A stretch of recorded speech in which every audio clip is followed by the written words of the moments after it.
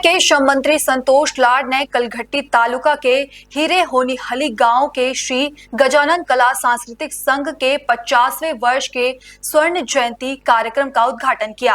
मंत्री ने सभा को संबोधित करते हुए कहा कि आज के ग्रामीण इलाकों में लोग जाति या धर्म के आधार पर भेदभाव नहीं करते हैं और राजनीतिक दलों से नहीं जुड़ते। ಆದ್ರೆ ಬಹಳ ಅತ್ಯಂತ ಸೂಕ್ಷ್ಮದಿಂದ ನೀವು ನೋಡ್ಬೇಕು। ನೀವು ಯಾವ ಒಂದು ಪಾರ್ಟಿ ಅಂಟಿಕೊಳ್ಳಕ್ಕೆ ಹೋಗ್ಬೇಡ್ರಿ,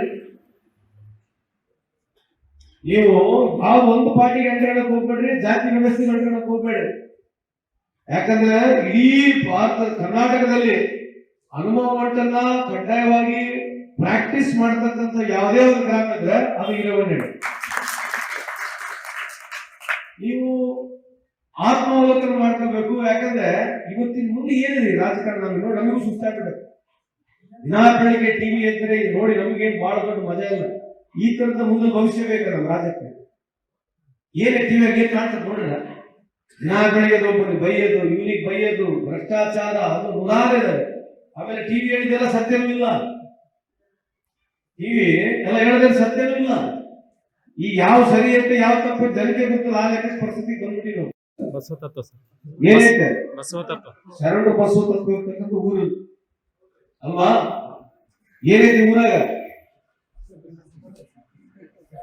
ಅನುಭವ ಮಂಟಪ ಐತೆ।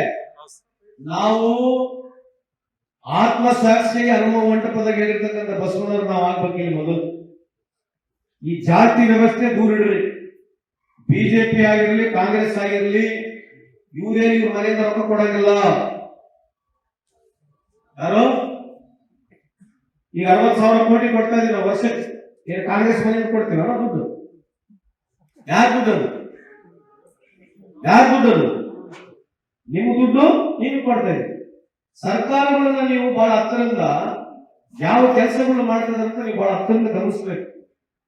ಬಿಜೆಪಿಯವರು ಅವ್ರ ಮನೆಯಿಂದ ರೊಕ್ಕ ಕೊಡಂಗಿಲ್ಲ, ಕಾಂಗ್ರೆಸ್ನವ್ರ ಮನೆಯಿಂದ ರೊಕ್ಕ ಕೊಡೋದು। ಇವರು ನಾವು ರಾಜಕಾರಣಿಗಳು ಬಂದು ನಾವೇನು